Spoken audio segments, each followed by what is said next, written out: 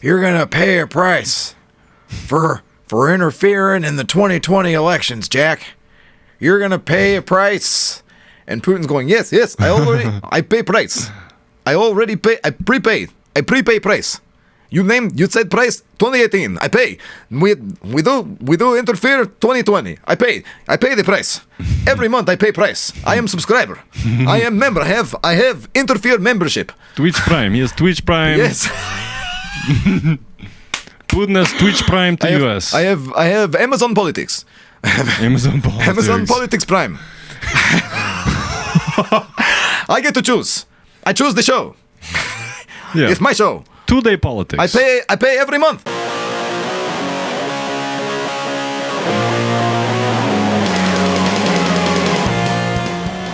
What's up, everybody? Welcome to the Light Roast. I'm your host, Damian Turner. I'm Jason Jones. And it's been a crazy week. It is March the 17th, Wednesday, 2021. The world is going crazy. People are getting touched. Getting touched. Yep, the touched people are getting silenced. And then they're like unsilencing. Ah, true. Yes. And then You're talking about Cuomo. I might be. That's a possibility. You know?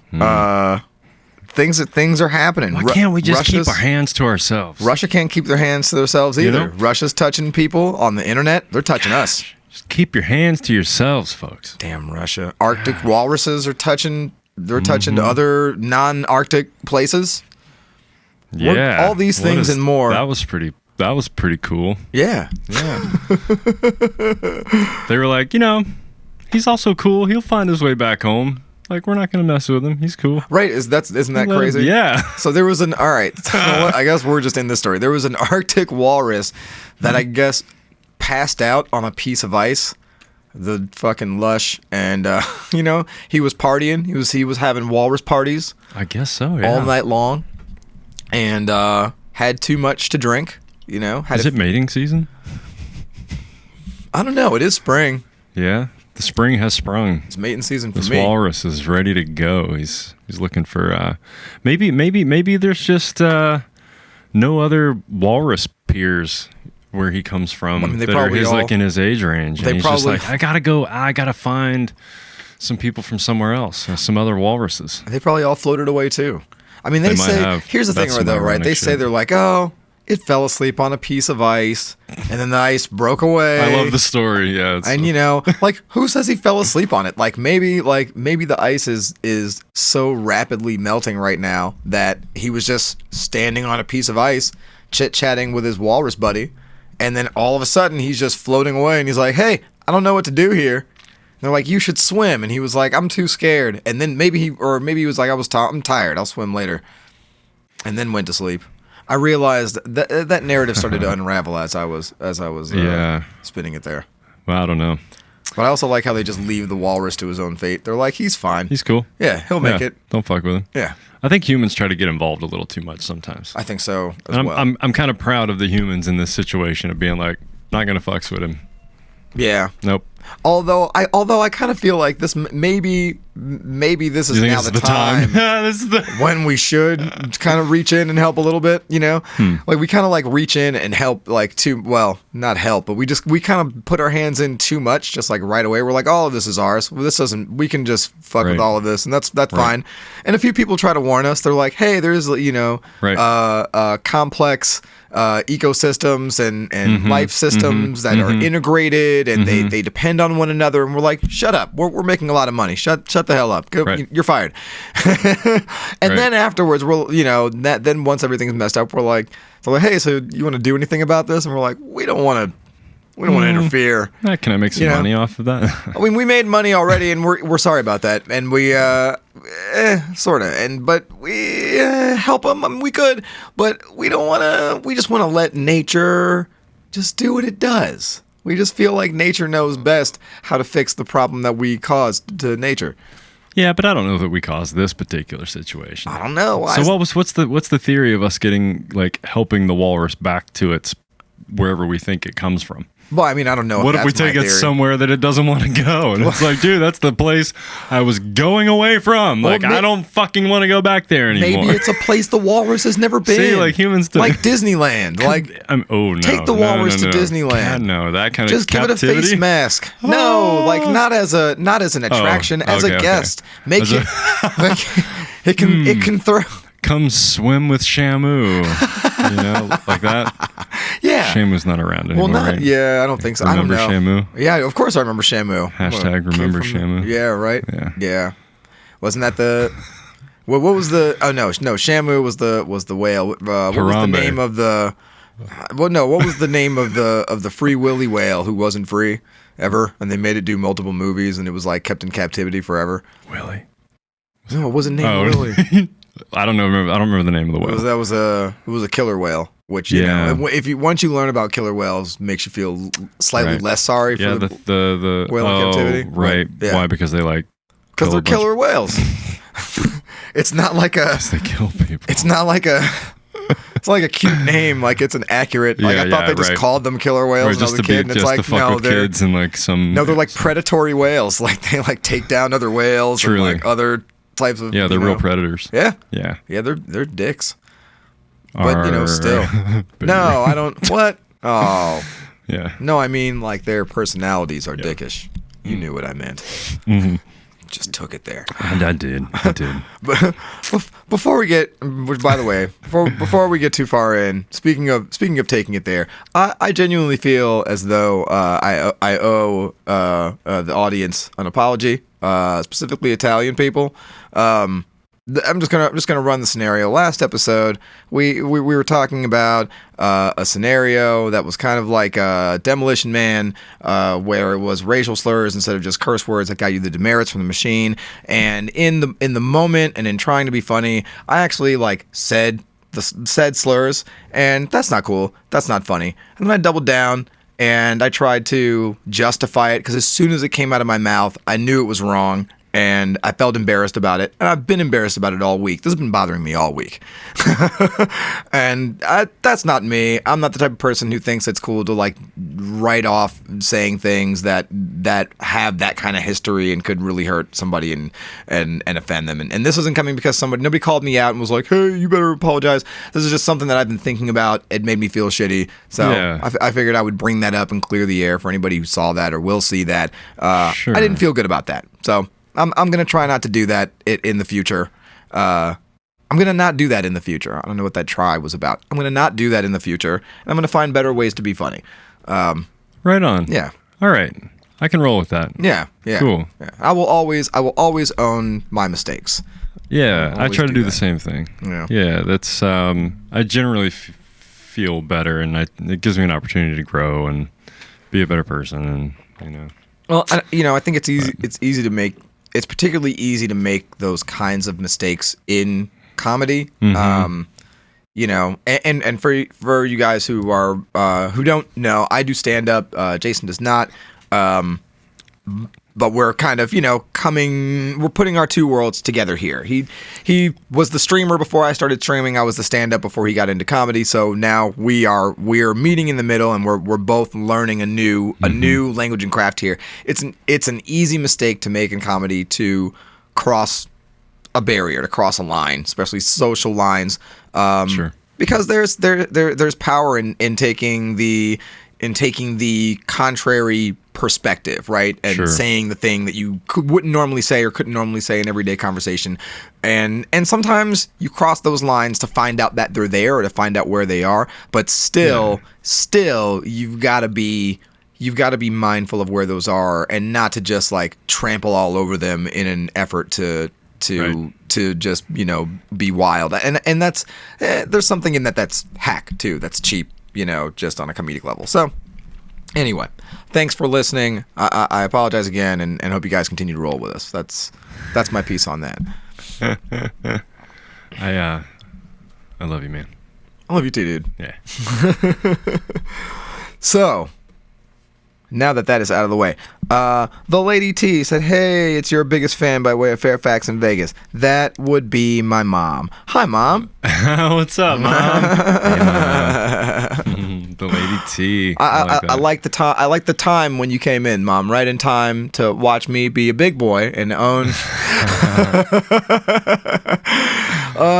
But what that also means is from now on, every messed up thing that comes out of my mouth, I'm gonna be like, my mom just heard me say that right now. It's one thing to know that you're gonna hear me say it, and it's one thing to know as I'm saying it that like you're in the room as I'm speaking in this manner. But we're gonna get through it. I'm glad you're here. I'm glad you're here, Mom. Same. Welcome. So okay. Yeah. What do we have? What do we have today? I just have this written as a bullet point. Just actually, there's not even a bullet point. It's just a word by itself with just space around it. It just says vaccines. Yeah, I don't know what headline that is exactly. I'm sure there was one that that I saw. Yeah. They're happening. Yeah. Vaccines are happening. Yeah. People are getting them. Thank goodness. I'm getting one tomorrow. Yeah. Yep. Yeah. I'm excited about that. People are finding ways because they're going to waste. They're going to waste. Yep. That's my whole point. When I realized that there were so many going to waste at the end of the day, I'm just I need to jump in there and go ahead and get it done. I also have a baby, and I'm around some people who are potentially high risk, and so I think if you qualify or you fit into a category like that, go get fucking vaccinated. Yep, totally. I don't know what funny thing I had about that. I felt like there was something funny. I saw something that made me write it down. Yeah. I don't know. It's just I guess the whole thing is the way it's happening is kind of funny. Like just that it's this like that it's even politicized at all. First of all, that. I didn't mean to cut you off there. No, that was perfect. I sighed because you're right. That is politicized, and then that it's just like this weird, mad rush, and like, I don't know. There's so much information coming from so many different sides, and so many like, it's hard to even know what to think or like what is okay or what is the norm. I'm like, what phase are we even in right now? Like, and the fact that like different states are doing it at different rates, that like, I forget what state just went like 40 and up now are eligible. Yeah. But I don't know. Unless you're a caretaker or unless you're frontline worker or asthma. Unless you're qualified some other way, you know. Yeah. Exactly. I know somebody who let's say expanded the truth to get there, would have been thrown out otherwise shot, and they have asthma, and then the next day that they announce now people with asthma, and I'm just like, see, you could have, you know right. Exactly. I mean, to each their own, and I totally understand. And also, this guy is like, working in a high risk situation, so, and like having to be around like a lot of people, not a lot, but a decent amount of people on a regular basis, several days a week. So that makes sense. I get it. I don't know. I just say go get vaccinated. Just do what you got to do. Right. I'm really in that place of just like fucking do what you gotta do. Let's get this thing done. Well, I've seen some people online talking about having a hard time getting an appointment too. Yeah, So which was like small, which was impetus for me to just be like, I'm just gonna wait my turn. I'm just gonna wait my turn. I'm gonna wait till it says my age group, normal health, and absolutely, and just keep it cool until then. This has been you said it a minute ago. We've been living in this like place of not knowing where we are in this whole process. That's been since March whatever last year. You know, that's when we realized, holy shit. Since this time last year. Yeah, right. This one long day that's now been a year. Right. Yeah, we've all been kind of living day to day, not sure where we are, if things are getting better, when's it going to get better, what does the vaccine mean that it gets better? Apparently not right away. I mean, it gets a little bit better. Yeah. Right. Yeah, and still apparently there's 30% of the population still just aren't going to do it. Yeah. Well, and now for clearly political reasons in many cases. Well, and now Trump is telling people to take it. I saw that in here in my news notes over here. That was really that seemed to be gosh. Good timing. Good timing. What did they do? Like, because to get him to actually care and to act on something, like what did they do? What was it? I don't know. What was the spark? What really got him going? Maybe he thought it would make him more popular. I don't know. Or politicians came to him and were like, "Look, man, the only way people are going to take this thing is if you say take it. So please tell them to fucking take it. You get to be a hero, buddy." I don't know, man. Remember how you screwed this thing from the get-go because you thought you were going to be the hero of vaccines? Well, now you can be. I think he still thinks he's going to be the hero. He's still hoping to be like, remember when I saved everybody? Because he's still, already the hero in his mind. Yeah. He's already saying that stuff. He's already saying that, like, oh, just remember when you're getting your vaccine that there would have been no vaccine if it weren't for me, and it all exactly.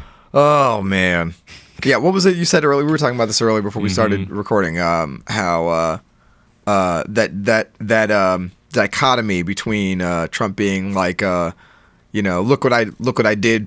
Look what I did for you. Remember what I did for you, or like, right. Biden comes out and he's like, I need you. Right. And all we've ever heard from Trump is you need me. Right. Yeah, exactly. Look how you needed me. Look how much you needed me. You need me or this isn't going to happen. You need me or they're going to get you. Yeah.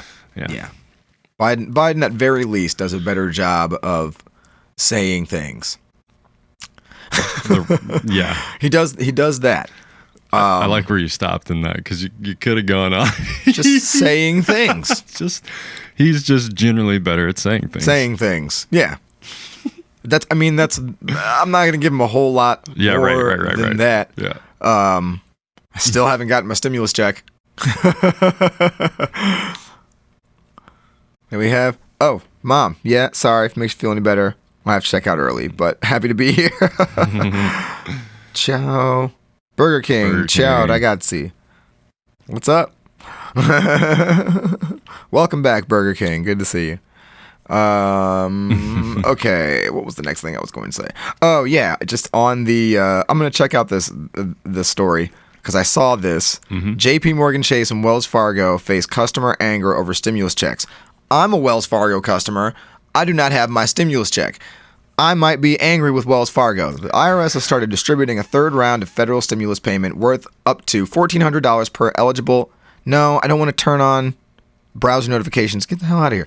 Worth up to $1,400 per eligible adult and child. But exactly when Americans get a check may depend partly on a bank's individual policies. Yeah. Can we get directly to the news bit, please? Why does your lead have to be a paragraph long? Who wrote this? CBS News? Some writer at CBS News. Get it together. 90 million payments worth a combined $242 billion were deposited into accounts on Wednesday. The Treasury Department said it added that another 150,000 checks worth of $442 million were sent by mail within the next 10 days. About 100 million checks should reach U.S. households. Wells Fargo and Chase said the timing of the payments is outside their control. So basically, what? They're messing with the money. They sent it somewhere else. There's a limited amount of money that can be like released from the Treasury per day or per week, or that can be sent out at one in each batch. There's just like a distribution scale. It's like a scaling issue. Right. It's like when things in your distribution channels don't really allow for when you're trying to send them out to hundreds of millions of people potentially. Right. It's really difficult to do that in like really big chunks simultaneously. There's only so many, trucks. There's only so many pieces of paper. There's only so many printers. Physical limitations. Yeah, right. Well, it was funny. Right as I was sitting here, Coco said, my girlfriend said, check your bank, texted me. He goes, check your bank account. I mean, I got my regular. I just got my regular unemployment. I don't know. Which, don't get me wrong. That's good too. That's extended. I'm super happy to That's extended till September. Yeah, exactly. Thank God. That's really groovy. Thank God. Yeah. Also, thank Gov. Thank you, Overlord Government, for my penance. You paid your taxes like a good little citizen. You good little citizen, you. Yep. Oh, I did. Oh, I paid them. You paid them last year. Good Lord. Yeah. Was also in a pandemic, and I was just like, you want how many $1,000? Yeah. What? Yeah. Now you want it right now? What, all together? You think I have that? Right. And they're like, no, we don't think you have it, but we think that you owe it to us. Right. All right now. Like, but. And they're like, well, here is that money. Right. I'm like, oh, cool. And it was thanks. like a mix of like W-2 and like kind of some independent.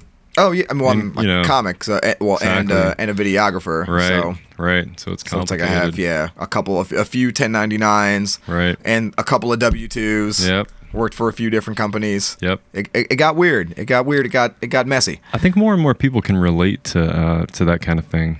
You know. Yeah. I can relate to that. I kind of have been living that lifestyle for a long time. Oh, Just yeah, like, man, I've got multiple sources of income always coming in. Sometimes I'm an employee. Sometimes I'm running my own business and I've got my own income. I've had my own business on the side sometimes while I'm an employee. We are the side hustle generation. Dude, yeah. for sure. Yeah. 24 hours a day, too. Like, yeah. 7 days a week. Weekend? What the fuck do you mean the weekend? Right. You know? Yeah. I've got to work this weekend. Oh, man. Mom, you'll identify with this. How many times has you or someone in the family asked me, so what are you doing for the holidays? Or where are you going for the holidays? Are you coming to visit us for the holidays? And I would just laugh. Holiday? What holiday? Dude, I've worked so many Thanksgivings. What holiday? Yeah. As a valet, my mom would bring me a plate because I valeted a restaurant right down the road from our apartment, and she would bring me food while I was like parking cars, and I'd eat like a little bit, go park some more cars, but I was working, Right. Had to work. Right. Yeah. I mean, honestly, it hasn't changed now. Yeah. I mean, now being a comic, you would think coming from the outside, like, oh, now I'll be able to like make my schedule more, and I'll take my surely I'll get holidays then, and surely entertainers take weekends and vacations and whatever. But especially when you're I mean, even middling, and I'm not doing that yet. I'm still an entry level comic. I'm still a showcase comic for the most part. You're every weekend, every holiday, it's in your best interest to be on something. Sure. You are working, and you're working where everybody else is partying. You're just like, all right. Yeah, it's right in your face, too. Hope you're having a good time. Face. Yep. Oh, yeah. But I enjoy it, though. I like it. Yep. I like that. But yeah, the whole the fact that we have to rely on multiple jobs just to like barely eke out a living. Yeah. So I mean, everybody's still talking about the minimum wage hike. Sure. Sure. And how I love now, kind of on like both sides of it, how like everybody was excited about the argument was about $15 an hour. Some people were living about $15 an hour. Cost is gonna go through the roof. Right. Oh, that's so unfair. And how do you deserve to make that much? And all these really awful, inhumane questions. Like, how do you? They only talk about that when the numbers that they want to prove don't add up. Right. Yeah. Exactly. It's just knee-jerk fear reaction. Yeah. They're coming for our way of life. Nah. They're gonna take it all away from us. Oh yeah. You don't. How do you deserve to eat organic food? That's for me, not for you. You only deserve to eat McDonald's. You work there. That should be your entire diet. Yeah.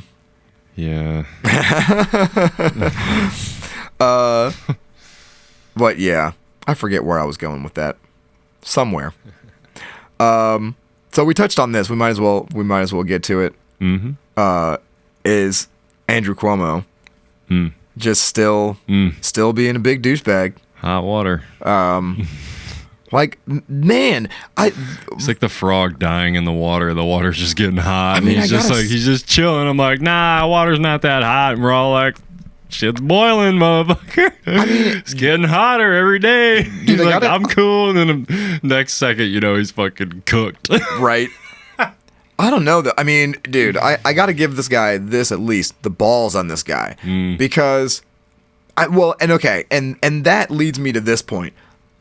What else has this dude gotten away with? What could he have possibly been getting away with so easily for so long that he's like, he still appears to just be unfazed by all of this. Not unfazed. He's trying to. So here's what's going on. Like, you can say balls, but like, that's a sociopath.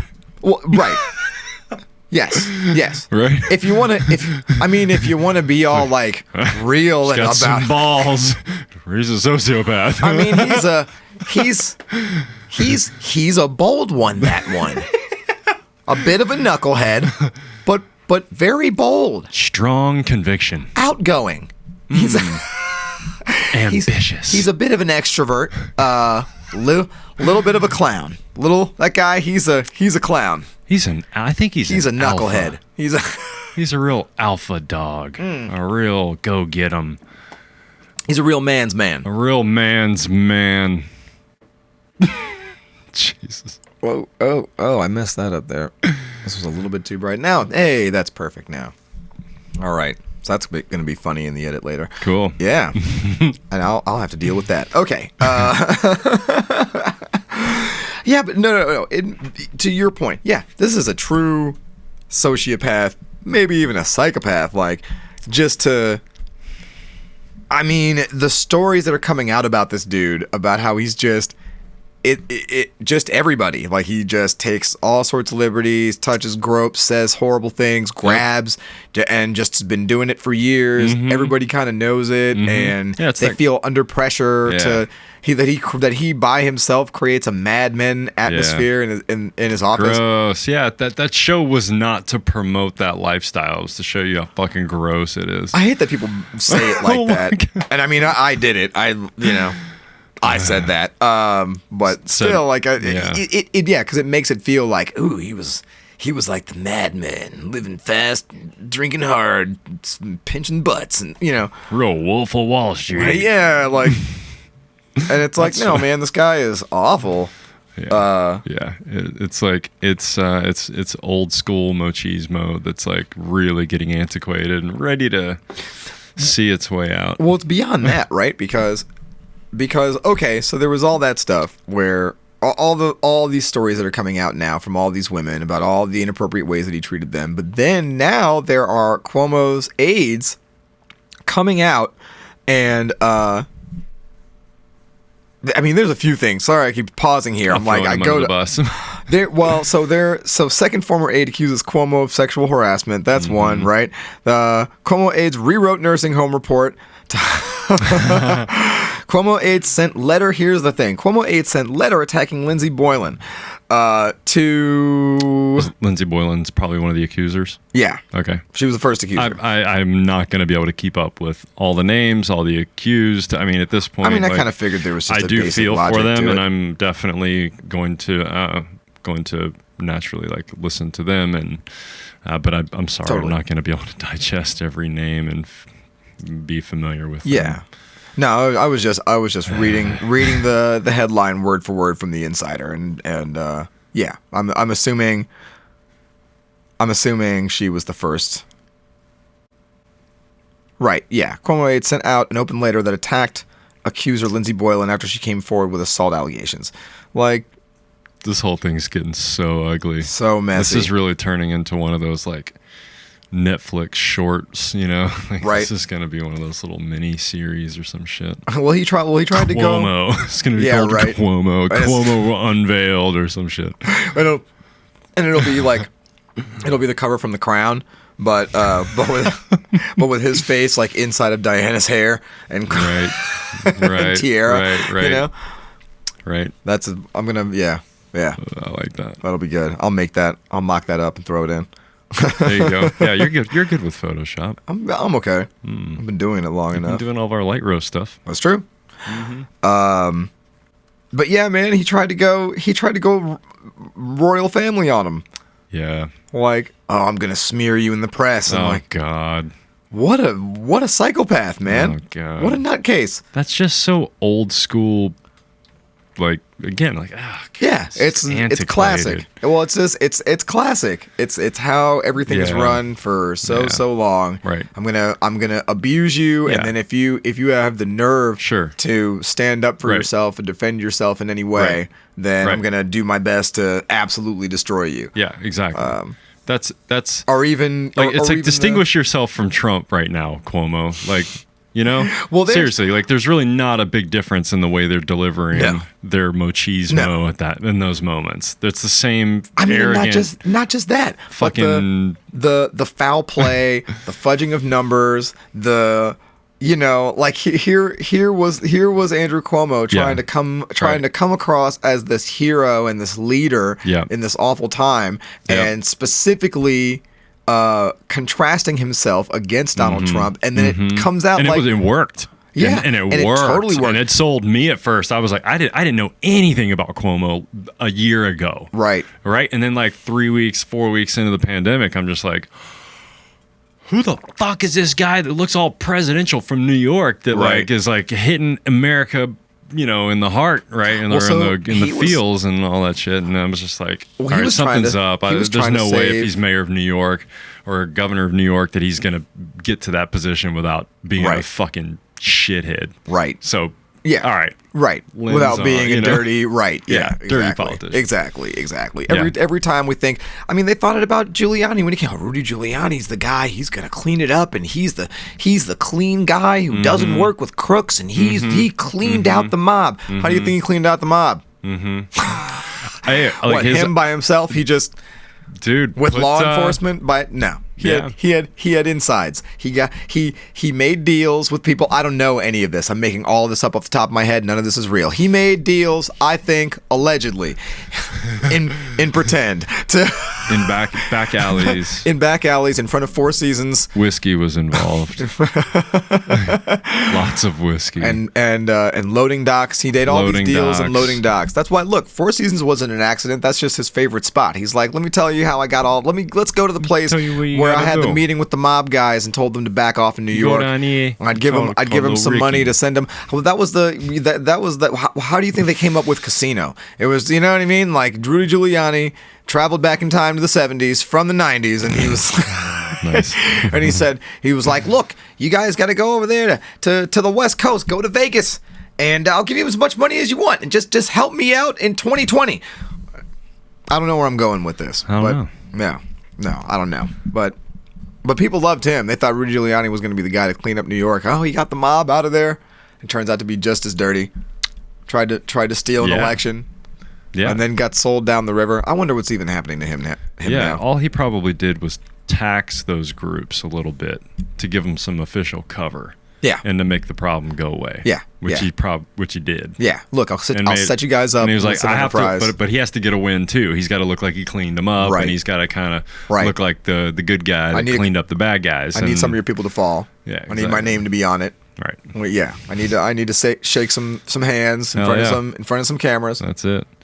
Man, fucking seeing this shit with Andrew Cuomo, like Chris Cuomo, motherfuckers on notice too. Oh yeah. Like y'all are tight enough of brothers. Y'all act like and look like each other, motherfucker. Hey. You're on notice too. Hey. Y'all got that same kind of like machismo thing going on. I'm just like, look, Chris, this shit is so old news, look, man. Chris, like, I already put you on notice for how you talk to Don Lemon.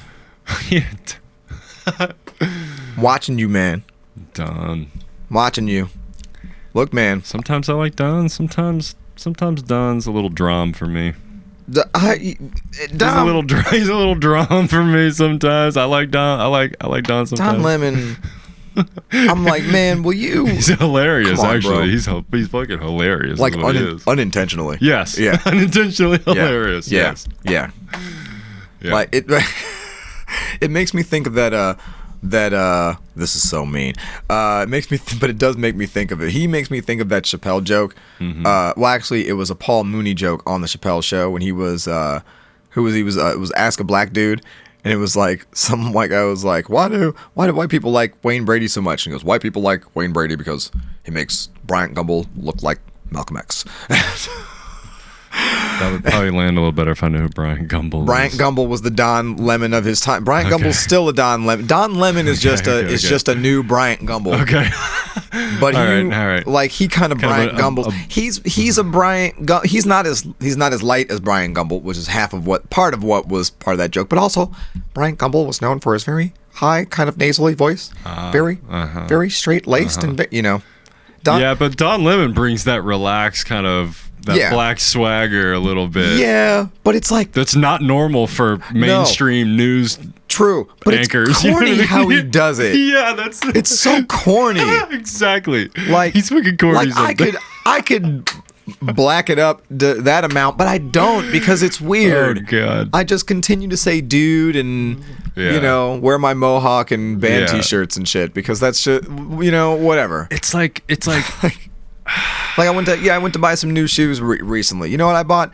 Converse. It's a good in between. Could go either way. I'm not rocking. You know what I'm saying? I'm not about to rock like the new Yeezys. Like that doesn't look good on me. Yeah. Like, because I'm too nerdy and suburban for that shit. I know my lane, right? Like, I know I have newscaster accent. I know. Yeah, exactly. Don Lemon kind of reminds me of the guy from Reno 911 a little bit. They just kind of look alike, and just kind of. I feel like sometimes I see the actor from Reno as one of the cops, just kind of like as Don Lemon. Just kind of makes me laugh. I don't know. He just weirds me out. Don Lemon weirds me out. There's a weird energy between him and Chris Cuomo. I've said it before. There's a weird energy, man. Mm-hmm. I feel like when the cameras are off, like Don Lemon gives Chris Cuomo like piggyback rides. Like, you ever see the movie Dodgeball where Ben Stiller's like always like riding this big black guy everywhere he goes? Yeah, yes, like, yes, right, because he's like the pro. Yeah, and he jumps on this dude's back and like pats him, which is super like, oh my God, borderline, but pretty funny. They went there. It was pretty funny because it was a dig on Ben Stiller's character. That's the only way that it worked. Is that it was like a super gay thing, and he was just like really closeted and like exactly. Has a big bear that he rides around. Yeah, he's got this huge ripped hot black dude that he rides everywhere. I can only turn left. Different character. Yeah. Oh yeah, I vaguely remember that. It's been a lot of years since I watched that movie. Hey, Megan, good afternoon. Megan, guess who else is in the chat? Poof, what's up? I bet this is why my mom came on. Mom, say hi to Megan. Megan, say hi to Mom. Everybody else, you're in on some old family stuff for me now. Watch this reunion happen on who dat? My mom, man. Hey, before we get 4 hours into this, let's drink some coffee. Let's drink some coffee. Right. While y'all get acquainted, we're going to drink some coffee. Yeah, we are already half an hour in. That's a good time. That's a good time to drink some coffee. As I'm sure you guys have noticed, I've already been drinking coffee. And yeah, this is the last sip of this one. Good timing. Good timing. This is nothing of note. Nothing of note at all. We've been drinking, my girlfriend Coco and I, we've been drinking this, she bought some Starbucks. She did. She bought Starbucks ground beans in a bag, because we order everything on Amazon, because we don't leave the house, which is why we need to go get the shots. We got to get the shots so we can drink better coffee. Or I just need to start ordering better coffee on the internet. From different sites. When are they delivering the coffee you ordered? Oh, see, I was going to save that. I don't know yet. I'm sorry. That's why, Totally. That's why I totally yep, that's all right. I wasn't following you there, obviously. I'm sorry. So okay. Today, we'll just act like I never said anything. Today, what do we have? Where's the bag of the thing that we're having? Okay. There you go. Oh, thank you. Yep. We're doing our weekly routine. Oh man, hilarious. Hilarious. This one's a good one. This is all hilarious. Excuse me, I'm sorry for burping into the microphone. I'm also drinking a Waterloo here. None of these people are our sponsors, by the way, for legal purposes. If you'd like to be, you're more than welcome. If you'd like to be, you're more than welcome. as you may have already seen, I promised to be less racist from here on out. So I'm safe now. You can advertise through me. And so okay. Yes. So we are drinking. I'm gonna hold this up here. Counterculture coffee, which is I already think that's very funny. And for counterculture coffee, I'm gonna hold this up to my smaller camera or my closer camera here. Counterculture coffee, it doesn't look very counterculture. I mean, do you mean That's a great point about their bag. Yeah. Yeah, it's pretty not counterculture. It looks pretty corporate and like it's like, Yeah. it's like cyan and Yeah. and white and black. It's like they came up with a clever name. It's like they realized they had a clever name. I mean, I like the alliteration. Yeah, counterculture coffee. That's percussive, alliterative. That's good. The suburban English nerd in me enjoys the linguistic trick you played there. That's fun. Counterculture coffee. I like it. However, this looks like it came out of THX 1138. Like, what's going on here? Yes. Is it supposed to be communist? Is that what you mean? Is it communist culture coffee? That's right. Like, not. I mean, obviously it's not communist because we paid for it. But is it like? Is that the look you're going for? Is there a star on this bag? It's is like- that what this C in the little circle in the back means here? Is that what that It's is? supposed to blend in with your countertop. Communist culture countertop coffee. Yep. From Just- Durham, North Carolina. It also says fast forward, which I'm assuming is the coffee itself. That's the blend of coffee. The blend. Now we're shaking the bean, so it's a shake while we're blending. Wafting and we're blending and wafting. This is how you blend. Yeah. Okay. All right, my water's hot. Your what? Water's so hot right now. Counterculture coffee. Fast forward again with the alliteration. I enjoy it. Maybe find another trick though. Hello, twice in a row. Getting a little old. Good lord. Okay. Tasting notes: nutty, sweet, creamy. You know when you put nutty and creamy on it together, you evoke some. You're opening yourself up to the. It says you're counterculture coffee. If you're counterculture people, they know well enough not to walk into dick jokes that are this easy. They know better. He's gonna go get his beans. But still, okay, I get it. Nutty, sweet, and creamy. I hope it is. Those are all good flavors. I'm just making fun of you, Counterculture Coffee, because I have to.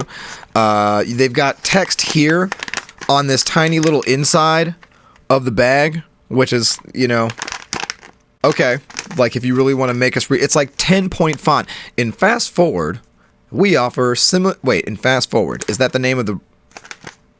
Oh, okay, specifically about this coffee. Okay, in Fast Forward, we offer similar coffees from different harvest periods, making it easy to enjoy fresh coffees throughout the entire year. So this is just coffee that you saved all year. Is that what you're saying? You're saying we harvest coffee all year long, and then at the end of the year we throw it in a big bag, and then we call it Fast Forward. Isn't rewind a little bit more accurate, or like pause? They actually have I think they have a rewind. I think they Jason, actually have one called rewind. Jason says he thinks they actually have one called rewind. Is that one? Okay, is that one opposite too? Do they like go to the future for those? If this one's Fast Forward, we harvest these beans for 10 years, so we can get the feel of a whole decade. And then we brew that crap for you and tell you to suck down this sludge. Here, shut up. Drink this. While the coffees in Fast Forward change frequently. Wait, so it's not even the same? What the hell is this? Yeah, it's like a regional.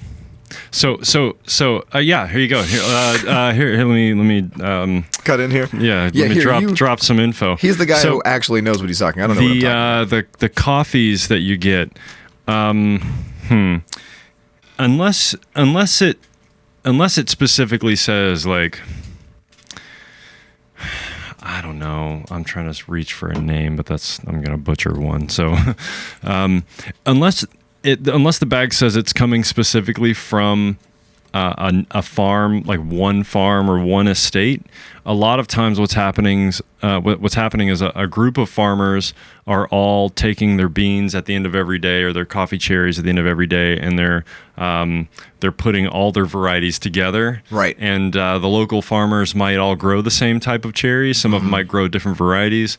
It's actually really healthy for the plant and for just coffee in general to keep doing this and to keep trying all these different varieties. That makes sense. And it definitely has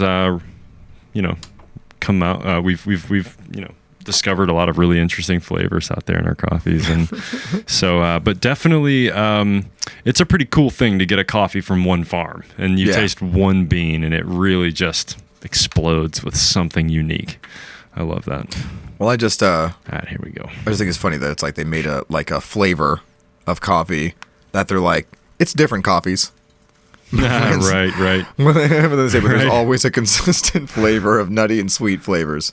Yes. Or a consistent balance of nutty and sweet flavors with a light and creamy body. Right. So there's seasonal stuff, and then there's things that, if one region has maybe a drought issue or has some issue with, some bugs or maybe just a bad crop or something that year, then they can, switch it up. They've kind of hedged they've kind of insulated themselves from having to have their customers used to the exact same type of bean.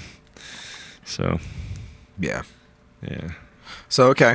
As usual, for those of you who are just listening, we are doing our pour over method. Coffee ASMR. This is but yeah, we're kind of just we're starting off here using what we have, which is just like what our preferred methods are. But we're gonna grow as the show grows. Definitely. We're gonna start trying some stuff. Yeah. What's up? I enjoy coffee just about every way you can prepare it. Yeah. So I need to make an upgrade to get my little, because that would be a nice demo, would be to do the Turkish coffee. I can do a Turkish coffee, but man, like it is really brutal trying to get a Turkish coffee grind from a grinder. Like getting it that fine is like near impossible. Right. And, unless you go to fucking Turkey or you have it they don't make it at the home level very easy. It's quite difficult to find. I can see that. So, okay. While we are waiting on that, and you got your timer and all that stuff here this time. Awesome. We remembered. We already had it set up. So apparently, well, I got to talk about this first. I wanted to move on to the next funny thing, but we have to talk about something that's not so funny. Sure. Although I did bring this up before, and I'm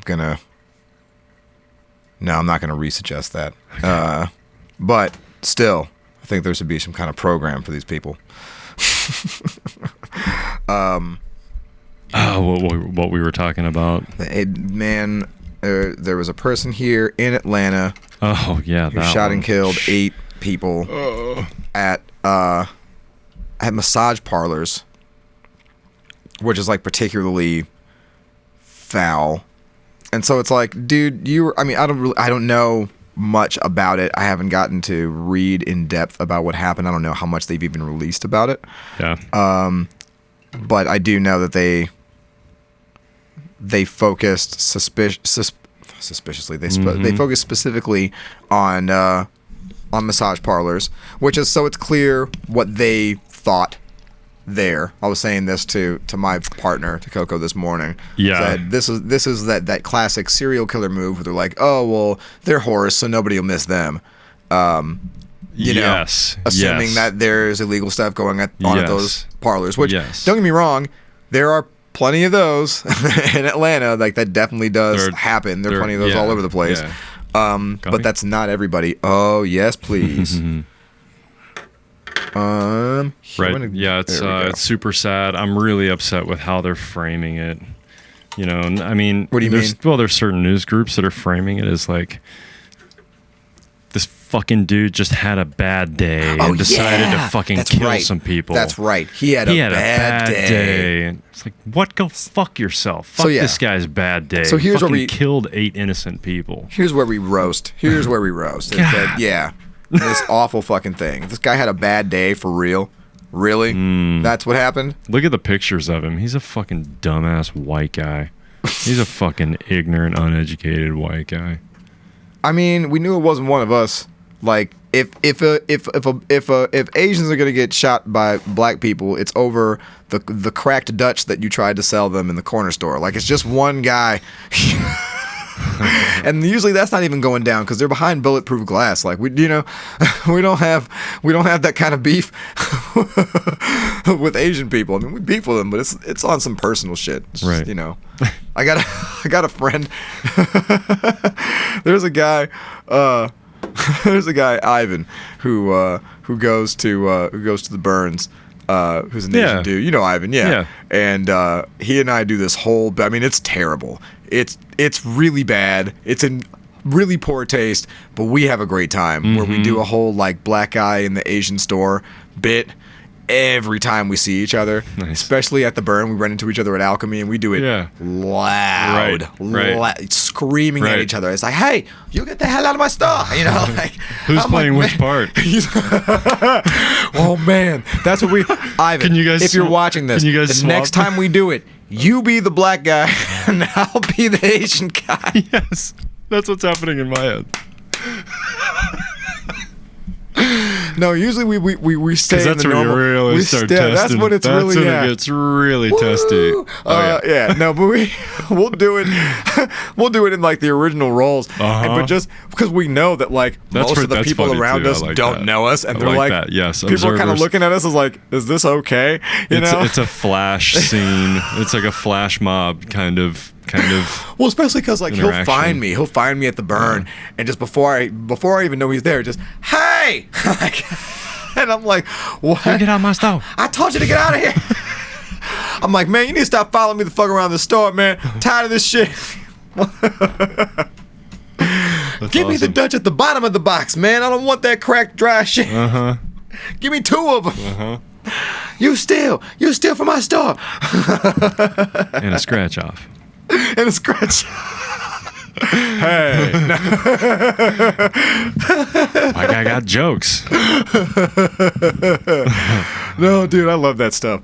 I love it. With a close friend to just make fun of those scenarios. Right. It's the best. Because in convenience stores, to be honest, like fucking everybody's buying goddamn scratch offs. Oh yeah, oh yeah, exactly. That just crosses. It'd be an old white guy and an old black guy behind each other in line. Oh yeah, hating on each other, both buying scratch offs. Yeah. Hating on each other and also sharing information on which ones have been hitting lately and like which ones to buy, and like deep down they're both racist as fuck against each other, but they'll talk scratch offs for a second. It's not even deep down here in Georgia. It's just like they're like, oh yeah, make sure you get the double with the motherfucker. Okay. All right, be good, motherfucker. Like, yeah, son of a bitch. Exactly. And that's what's great about Atlanta. Are you having some technical difficulties? Are we having some technical difficulties? No, I think she was. Okay. Yeah, and then everything, it's just the two of them having a nice conversation. Which I knew was what was going to happen. I was like, hey, guess who's here? You guys talk. Which I'm happy that happened. That's, you know, my childhood just reconnected itself back together. So that's fun. Hey, let's see what else. If we get any crying baby in the background, by the way, my baby had to get his baby got shot. Got the vaccines. Not the vaccine, but just got like her baby back vaccines this morning, and she's not feeling very good. Yeah. Yeah. So she's crying a lot today, and so you might hear some of that in the crying. We don't have babies locked in a closet somewhere. No. We don't have No, we don't torture babies. No, we just stick needles in them. We just, yeah. We take them to somebody else to stick a stranger with tracking devices. No, like just kidding. Yeah. Right. Just kidding. Just kidding. Yeah. I'm not even winking the right way. I'm like, but I'm like winking both eyes. Yay. But yeah, man. So I'm mad about I'm really mad about this shooting. I'm saddened by it. Like the feeling that first hit me was like,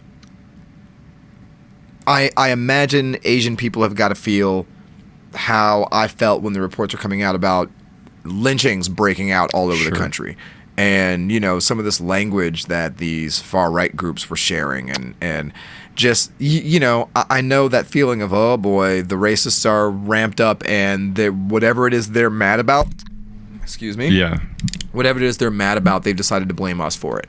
Yeah. They've decided it's our fault and they're coming for us. And there's, there are those days, especially in the past year, where I'm like, yeah, I don't feel super safe leaving the house necessarily. Like, not that like, I'm afraid of everybody. I think everyone's, but just like, I don't know. You never know. You never know when you're going to happen to be in the crosshairs of some crazy motherfucker who's just got it in for you that day because, because Donald Trump told them or whatever. Right. Because whoever or even worse, Tucker Carlson. Oh, God. That guy. There's no like specific story about him right now, but just in general, he's another one that just like. Dude, there's constantly enough coming out of his fucking face for John Oliver to do a whole episode. And it was brilliant. About his stupid face. It was brilliant about how good, because honestly the left. This is going to sound weird easy when I first say it, but the left doesn't give him enough credit for how good much impact he has at what he does. Yeah, they write him off as just a fucking. I used to rich boy. I used to until I started doing bad news, and I was watching him all the time, and I was like, "Oh, this is scary. How good this guy is about how effective he is in implanting ideas into his audience." And now it's obvious to somebody who doesn't share his viewpoint, but to somebody who's coming from the cultural narrative that he is well versed in. Yes. I mean, it's hard to combat. I mean, don't get me wrong, it's all bullshit. It's all baseless, awful, ridiculous bullshit, but he makes just enough. He makes just enough what seem like good points to turn somebody who's on the fence, or to radicalize somebody who is otherwise just they sit home, and he like John Oliver said, he has the farthest reaching demographic. He's people down into their 20s are watching him. Unreal, man. I was gonna say, like, there's so many people that are our peers that white males especially, that really just fucking love him. Yeah. And love how he's just asking questions and shit. Right, it's like, just asking questions. Fuck yourself. Yeah. He's not just asking questions. I mean, he's fucking white nationalist. Right, yeah. Well, and then the crazy thing is how the white nationalist dude was saying, oh yeah, the white nationalists like watch him for points, like to figure out how to say what they really want to say in a way that's more palatable and can reach the normal people and turn them and radicalize them. That guy should be on trial for the insurrection on the 6th. He should. I completely agree. Because he had every bit as much to do with getting people to believe that bullshit as Donald Trump did. Sean Hannity too. At least, yeah, Sean Hannity too. Fuck yeah. Yeah. That's the real tell about our society, the values of our society, and who lives under what laws. That none of those people are under question. In the past, we know that there are White House correspondents and White House reporters and people that travel with the president, and there's people that get kind of special access to the president, and have special relationships and get special, insight into their stuff. But Sean Hannity having nightly phone calls with the president about how they're delivering the message, and when the message ends up culminating into storming the White House, motherfucker. If Trump's the dude who did it, you're fucking complicit. You're part of the crew. If our society cannot find a way to hold all of y'all accountable, then this is going to continue to happen. It's going to get worse. And it's going to get worse. And if that's not a conspiracy to literally overthrow the American government, I don't know what is. They conspired. They worked together. Such a coordinated effort, and they used media, and they used devices, and they used. Kind of like the FBI and CIA. By the word of the law, they fucking conspired. Yeah, absolutely. But yeah, like I was saying, kind of like we now know the FBI and CIA to do. Like, remember there was that report or that document or whatever that came out that in the 1960s, like during like the COINTELPRO era, they had so many like correspondents on local and national news, like all over the country. Okay. That were actually like CIA, making sure that they were controlling what got through into the news. Got it. Like, you think that's less now? Probably more. And so it's like my point in saying that is, it's like, yeah, of course you've got like, so we have evidence right here of like a multi-celled operation, right? Or multi-celled operation, coordinated effort to create this message, to put it through into the public lexicon, and for it to have this very specific effect, and it mirrors the types of operations that the FBI and CIA have been doing for decades. So, so it's like, yeah, of course, nothing's happening to those people. Of course, nothing's happening. Right. Because, and to kind of go back to our conversation last week, and to credit your point in our conversation last week, like, these people live in a different world, in a different system, and like, this is they're doing their jobs. They're doing what they're supposed to do.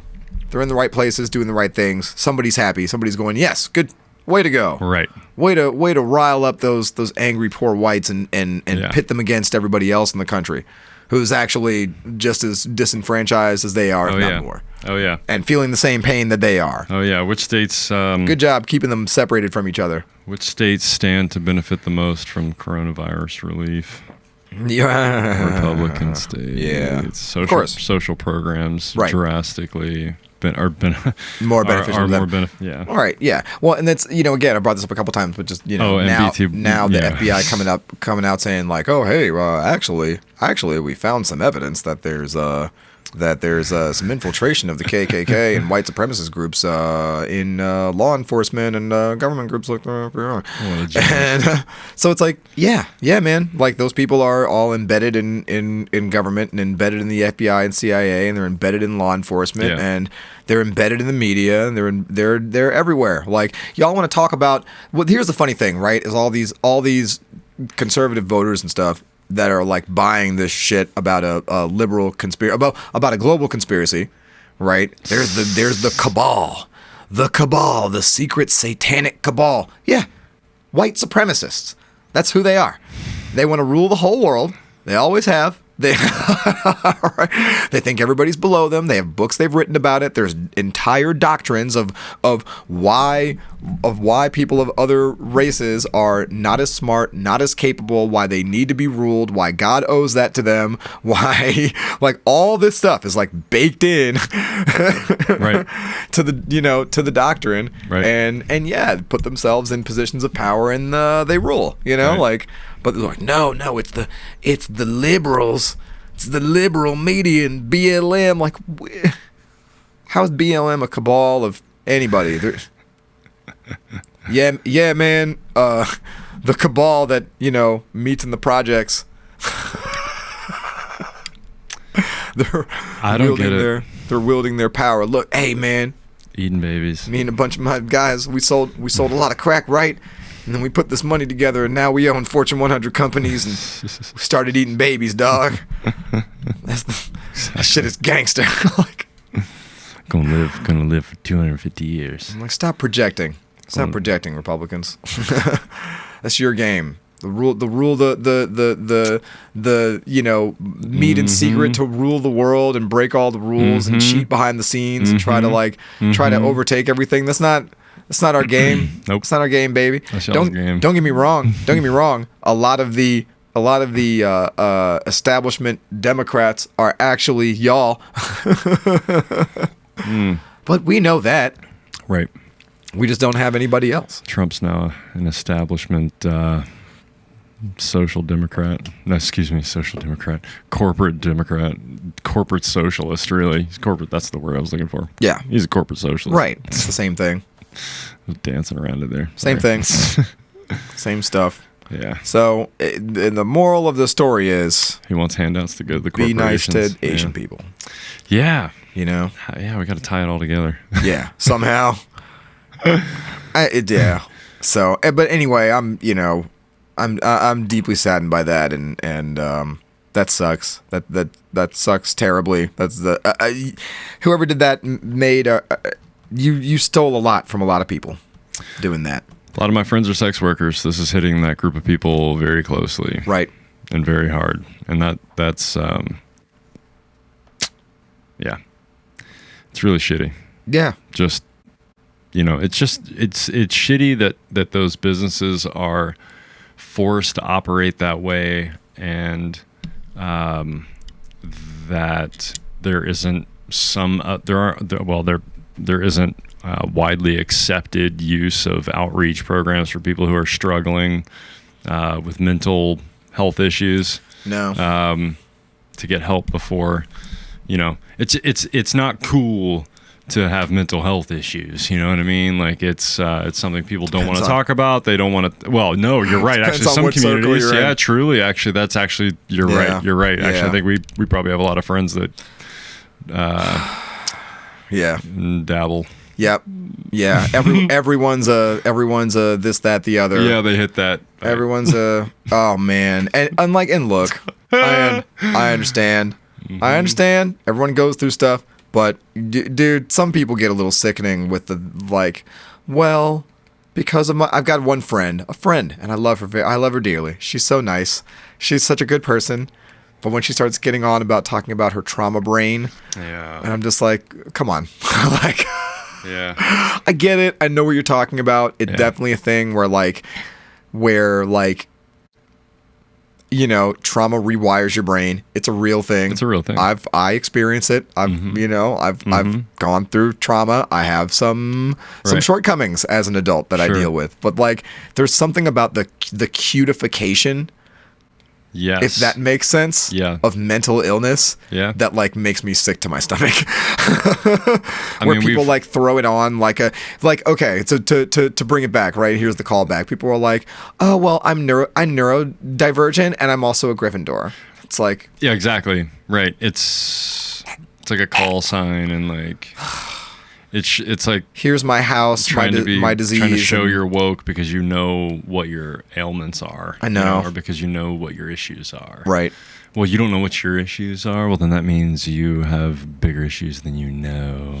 Well, here's what they're really saying. Here's what they're really saying is they're saying, I'm counterculture. I'm counterculture. I'm counterculture because I'm neurodivergent and I'm part Native American and I'm part of this group and I'm part of that group and I'm very slightly on the autism spectrum. Maybe my mom said possibly one time, and oh yes, everyone's on the spectrum. Yeah, too.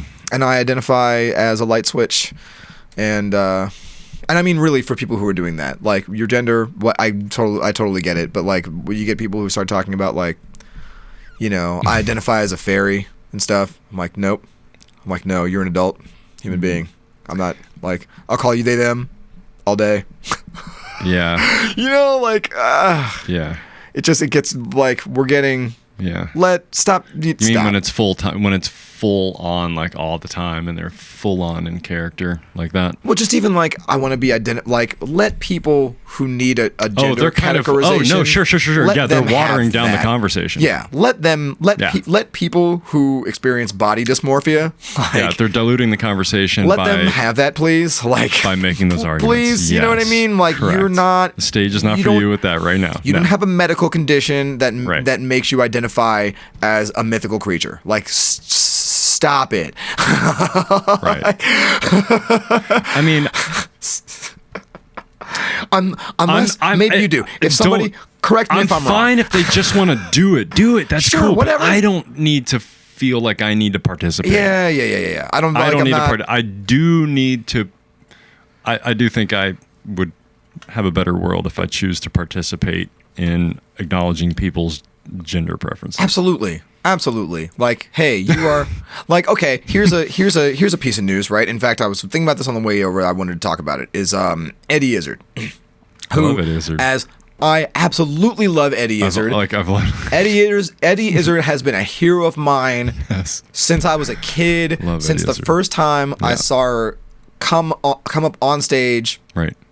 Where like in really complete guy. Still like dressed pretty male, but then just like full face makeup, eye makeup, lipstick, and the whole thing. And I was just like, they look awesome. Like, whatever that is, they look amazing. And I was just he back then was identifying as male. Right. He was incredible. All of his stand up was incredible. I remember in college finding a. Actually, I believe Paul found this. Paul that wrote us and did the Beaver Drop of 1948 when he and I were roommates and we were making music together. And he found this sample. It was like this 3-minute long sample of Eddie Izzard talking about jungle radio DJs in the 90s, and he's these pirate radio DJs, big up for the jungle is massive. Is it massive really? How big is it? I don't mean to be felicity, but I don't mean to be felicity, but a measurement would be helpful, all this stuff. Mm-hmm. And we, you would think you would just like take a cut to it, right? And then like, loop it, whatever, to sample it. No. I took like bits of the entire bit. I took like little chunks of the entire bit and synced it up to the beat, him beatboxing and this whole. Wow. So I did like a song of this bit. I'm in love with Eddie Izzard. I love Eddie Izzard. Yeah. Awesome. And I love that she's gotten into politics, and I just am really intrigued. You do have a question. I do like clarify this for me, because I think it didn't occur to me, I think, until just now, that if you're speaking about somebody, and I think I want to do this because I think sometimes people watching need this clarification on this topic too. I'm discovering not everyone knows exactly how to participate and include trans people. Sure. So, or people that are transitioning, trans people. I think you did something where you acknowledged that they were identifying as a male at one point in their life, and then now they're identifying as female. And how do you pronoun them appropriately? And I think what I understand is most of them are pretty understanding. If it seems that you've acknowledged that they're making a transition and that you're willing to respect that, and then you mess up accidentally because you knew them back then as a he, and you had some sort of relationship with them being in that form, and now you're sort of acknowledging that they were identifying, and they were themselves were identifying that way. I guess maybe it is appropriate to use because you did make the switch. Well, I'm certainly Or you could say she, which would still keep it relevant to the now. Right. So, I don't know. Seems like an interesting thing. I would love some clarification on. It's something Megan says it's different for each person. I just asked how they prefer to be referred to as based on what period of time the conversation topic is on. Yeah, there you go. Totally. That's kind of what I'm pointing at, right? So what I was going to say is, I'm certainly no expert. I wouldn't claim to be an authority on how that goes. Sure. But what's been my takeaway is that kind of what Megan said is that it's not a monolith. Exactly. And so the reason I did that specifically for Eddie Izzard is Well, let me start with kind of like what the headline is, right? Is Eddie Izzard is trans still? Yeah. What I just like, and you know, I wasn't sure how to feel about the story when I heard the headline, because I was kind of like, okay, and just because the way it was being presented felt really bandwagony to me, and that doesn't seem like Eddie. Because I think people were trying to make a distinction maybe between the way they identified previously, which is transsexual, which I guess is male, as he then described it, was male lesbian, is what he felt like, which I know lesbians don't like to hear that, but right. Well, I think he said that kind of as a joke. He did. He just was implying that he likes to dress up as a female and still participate with females, right? And that he's not inherently gay because he's right. dressed in female drag, right?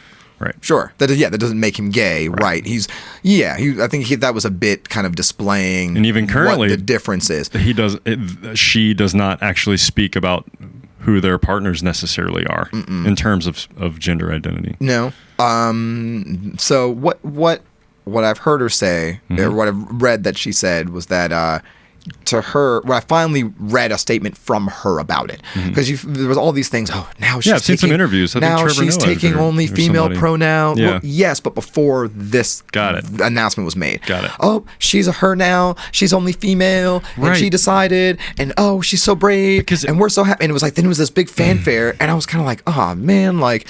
I was kind of hoping like that Eddie was going to kind of continue to, you know, be who they always were. I'm like, this doesn't feel like them. Right. And we've seen Eddie Izzard show up in full male presentation in quite a few movies throughout the early 2000s. Well, so that was one of the things that she said. She was like, you know, okay, so I made this. She was like, really, it wasn't like I came out to make an announcement. I don't think Eddie wants somebody asked me about it and noticed that I was dressing more female, and I kind of said, yeah, I'm kind of in a mode where I feel like, you know, boy mode dominated for a long time, and now girl mode needs to dominate. Pulaski says, nice jammy bottoms, Jason. My jammy bottoms. I'm trying to stay festive on this ye old fucking Irish day. Oh, that's right. I'm not wearing any green. I didn't think about that's that. really my. But these are super comfortable. Yeah, these are my. These are. I mean, they're like my Mexican. I say Mexican because I bought them in Mexico. Mexican made linen pants. I love them. I kind of feel bad now that I'm not wearing any green. I got Irish in my blood, which, you know, especially you're sporting a Waterloo. I got a Waterloo with some green on it, but I'm part Irish, and like a lot of people, like I'm not part Irish the way that Elizabeth Warren is part Native American. Like I'm like my grandmother's maiden name, you know, was actually her maiden name was Hillman, but the one before that was O'Brady. Nice. So that's, you know, Irish and German, one right after the next. Now, black people don't get on me like, oh, you proud of just your European heritage? I'm proud of all my heritage. I was just particularly talking about that side of it right now. Exactly. Because some black folks will give you that shit as soon as you talk about, like, just be like, oh, yeah, and I'm also Native American and European. And they're like, oh, why are you talking about that? Right. You're not proud of your black heritage? Well, I don't know what African I am. I would like to know.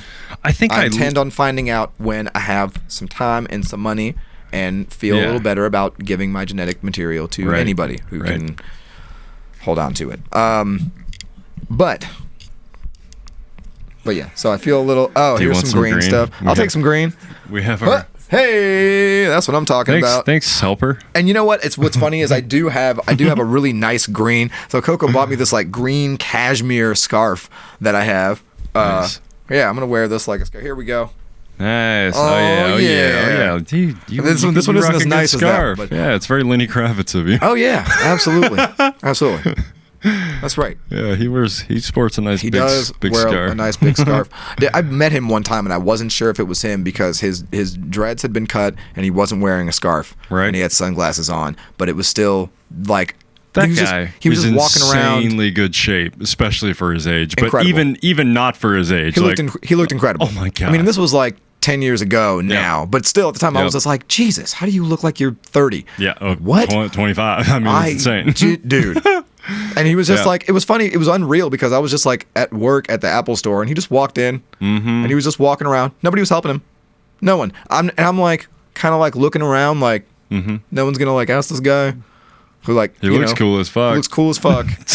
He looks like he's ready to spend some money. I'm like, is no one going to ask? He looks like $1 million fucking dollars. Like, in my head, right, I'm being sarcastic. I'm like, is no one going to ask fucking Lenny Kravitz over here if he wants anything? Like no one's going to say hi to this guy. This guy looks like a fucking rock star. And so I just start talking to him. I'm just like, what's up, man? And he's like, oh, hey, man. Yeah, what's going on? Hey. Hey, can I help you out? What are you looking for? Just looking for a pair of headphones, man. Just, some beats maybe. And, playing some looking for the guitar tracks. Got in this color, and he's like, yeah, man, I got a studio around the corner. I'm just no big deal. Yeah. He's like, yeah, I got a studio around here. I was like, oh man, cool. Yeah, I was like, yeah, I've heard there's a lot of studios around here, man. I've been trying to get into that. I'm like, I just linked up with a studio with my buddy. Oh man, that's cool. It's cool. What are you guys playing? And oh, we're doing this and that, and cool, man, cool. And so then he used to buy these Beats headphones, and at some point, I'm like, what? I needed his name for something, and I just like, I didn't want to assume he was Lenny Kravitz if he wasn't. So I'm just like, what's your name, man? And he's like, and he's like, Lenny, man. And I was like, Lenny. Aha. And I had to like, I had to like look at his ID because he gave me a credit card. Like I had to like. I had to be like, can I see your ID? Like, I'm sorry. You know what I mean? Like, I'm sorry. But like, I have to like be on camera, like looking at your shit. And he's like, yeah, man. All right. Like, there's nobody in the store. And I'm just like standing there with Lenny Kravitz's license in my hand. You don't even work there? No, I worked there. I said, there's no one in the store. Yeah. I'm just that would be funny. In my head, I'm like, he don't even work. Wouldn't that be funny if someone just like walked up to me like, hey, who are you? I should have done that. I should have planned that with somebody else who worked there. Like, hey man, check this out. But I wasn't sure. I wasn't sure it was him. There was a couple times that happened to me. I did that with nice. I did that with Iggy Pop one time, also cool. in Miami. Iggy's fucking cool. He was in we were in this art gallery like during, I don't think it was during Art Basel, but it was on like Art Walk, which they did like once a month. And I'm standing with a bunch of my friends, and they're like, dude, that guy looks like Iggy Pop.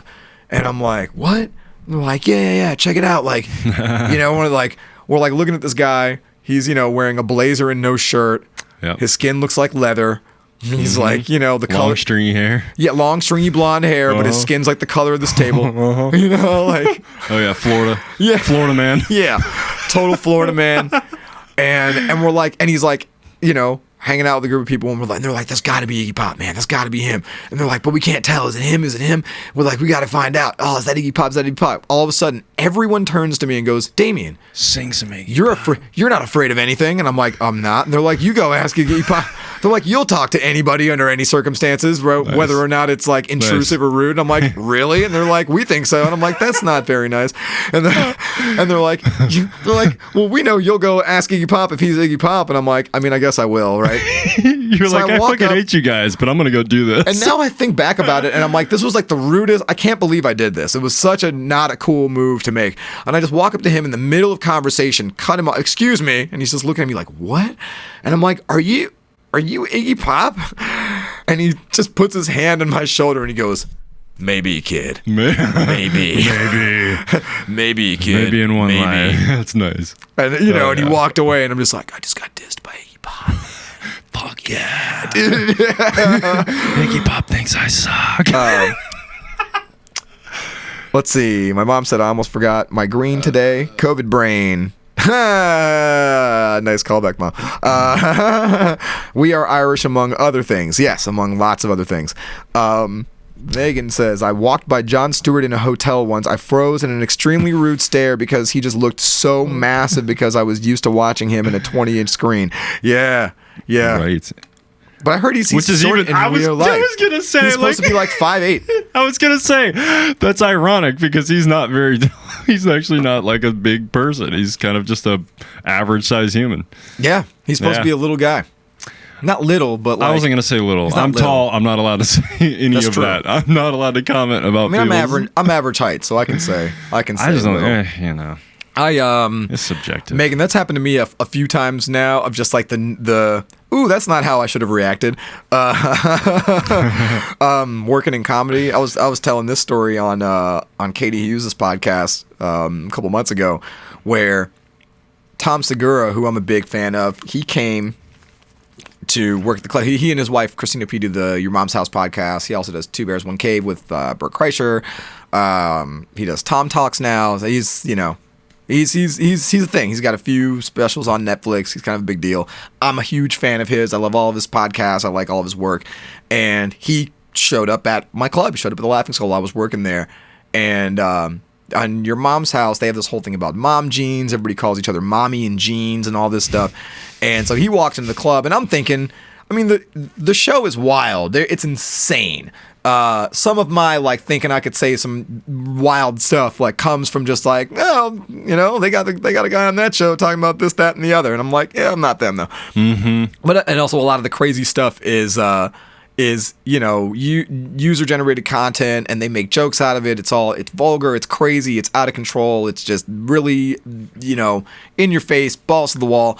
So he walks in, and I'm greeting him like we're on his show or something. I'm just like, oh shit, what up, jeans, right? And he's like, hey. All right. Oh shit. Right. Hey, how's it going? I'll be over here. Right, yeah. And then Bob walks out. Now Bob, you know, Bob's a crazy guy, zany guy, you know. Well, definitely the kind of guy who, you know, at the time there might be a show that we were working where, like, you know, by the second show he's pretty happy. He's right, you know he's had a few five and drinks and we're partying, you know. Mm-hmm. And Bob walks out. Hey, I'm Bob. Nice to meet you, Tom. And super professional. And I'm like, oh, that's how you talk when you're at work and you're greeting a colleague. Bob, is it Bobcat? Wait, Bob. No, Bob Place. Bob Place. Got it. Yeah, got it. Okay. Yeah. You did a voice there for a second that took me to like. That's how Bob sounds, baby. That's fine. That's how he talks, you know. But he, you know, but usually Bob's like, hey, baby. And Bob was just like, hey, I'm Bob. Nice to meet you. Right. Totally toned it down. Hey, how you doing? I'm Bob. Hey, nice to meet you. Yeah. So. Bob sounds zany. Bob is pretty zany. Yeah, dude, you guys got to come to the next time I get on stand up and stuff. You guys got to come out. It's an insane show. He does wild shit. Fuck yeah. Yeah. No, I've seen that man tase himself. Like Bob's crazy. Ooh, yeah, zany. Yeah. Yep. Like just for the show. Right. He's just like, all right, I'll just tase myself. Right. Yeah, I've seen him. Yeah, I've seen that guy in a cocksock on numerous in roller skates. I've seen him do backflips on the stage. I've just seen him do all sorts. Just all sorts of crazy shit. I've seen him hand walk off stage, backstage. He just walk on his hand. Just all right, I'm just gonna hand walk, and I'm out. And just hand walks off the stage. Jim says he's always weirded out when he sees someone in person for the first time and they're not. Let's see. Oh. And you meet them, and they're not what you envisioned. Yeah, not what you envisioned from the internet. Yeah, exactly. That's like the internet's full of lies. That's like one time I met. Well, I didn't really meet him, but I saw him in a grocery store. Ludacris. Oh yeah. I saw Ludacris at Seven Onda, which is like this little like it's not like a big name grocery store. It's this little like mom and pop, right? Co-op grocer, right? Little black owned grocery store. Yeah. And he was standing in line, holding up the line, bitching about not getting a discount. I was like, this is some shit. Oh. Like they had to open up another register for me to get through so I could go back to work because I was on break. And I was like, hey, I'm on my lunch. Sorry, Luda. I know you're trying to get 75 cents off or whatever. Like, bruh. Do you need some change? Like, That's are you? Bruh. It's like, are you okay? Jesus Christ. You should sell. Album not selling? You should sell one of your Bentleys, bro. Yeah, man. How about that Rolex? Like, come on, man. Yeah, I was the one talking about move, bitch. Get out the way. Get out. Fuck that coupon. Get out the way. That's what I should have done. Should have loaded the song in my phone. Move, bitch. Yeah. Yep. Oh man. Oh, he would have been so mad. That would have been That's unbecoming of him. Luda. Yeah, it was weird. Yeah. That's unbecoming of him. Unbecoming. Yeah, exactly. Melissa, Man. what's up? How's it going? So speaking of statements like "move, bitch, get out the way," somebody fired off at Nia Renee Hill. Do you know who that is? So okay, you know Bill Burr, the comedian. Sure. Yeah. Is that his wife? Yes, Okay. that's his wife. His black wife. Got it. Who is fucking funny and an actress and just generally awesome. She pops up with him on the podcast every once in a while, kind of by accident, or Sure. she's just like bitching at him from off mic, and then he's like, "Will you get over here and at least get on mic so they can hear you?" Jesus Christ, Jesus, you fucking women. You know, he does his Bill Burr thing. Well, somebody thought they were going to get smart about her and wanted to talk some shit. They said Claiborne Griffin, who is somebody. He's a failed politician turned internet troll. So, you know, Yeah. So, highbrow, high caliber, Right. Yeah. high caliber Right. guy. That Claiborne Griffin. Yeah, a lot of gravitas there. Yeah. Oh yeah. Oh, and there was a lot of gravitas to how he gravitas to how he put this statement together too. It was so smarmy and weak and like skirting around the corner. He goes, "While I'm not suggesting Bill Burr is a racist, a white man having a non-white wife can sometimes be a sign of racism. Is it in and of itself a sign of racism? Yeah, somebody can still be a racist and have a partner of a different race. It's possible, right. But it is not in and of itself a sign of race. Anyway, when people decide to take those angles where they're trying to point out a possibility of race to try to highlight how someone else might be racist, that in and of itself, that moment right there, usually goes with racist, right? You know, like that's the Tucker Carlson. I'm just saying I knew immediately that this guy was white. You know what I mean? Just from that phrasing, and a Republican. Yeah. I didn't know he was Republican, but definitely a white person. Can sometimes be a sign. While I'm not suggesting that. So and then he moves on. So you shouldn't assume someone isn't racist just because they own a minority sex servant. Oh, really? Minority sex servant for real? Okay. All right, you saying that to the look? You getting in that royal family specifically territory? Use the word owned. You're about to learn what time it is. You're about to find out what time it is. Don't talk to black women like that. Don't talk to American black women. Don't talk to successful American black women like that. I'm hoping think that anything good is gonna happen to you. I'm hoping she put a fucking response out there. So he goes, after the minority sex servant, he goes, they may very well have one because they're racist. So he's basically saying that Bill Burr owns his wife as a minority sex servant because he's racist. This is what Nia said back, right? That doesn't make any sense. This was very well crafted. She took a lot of time. She did a good job in crafting a well thought out rebuke to this garbage that this man said. She said, hold on. Let me get this. I want to make sure I get this right. Bitch, shut the fuck up. Mic drop.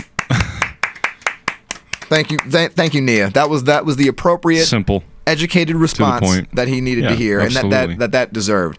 I laughed, dude. I read that shit this morning, and at this point that is a highbrow response. Yeah, at this point, I'm not to that. Yeah, bitch, teach that in the colleges. Shut the fuck up. Teach that one in the colleges. Yeah, right. Seriously. Right. Yeah, exactly. Learn how to do that. With some gravitas, because it fucking landed. You know that needs to be like a type of it needs to be part of the English curriculum, right?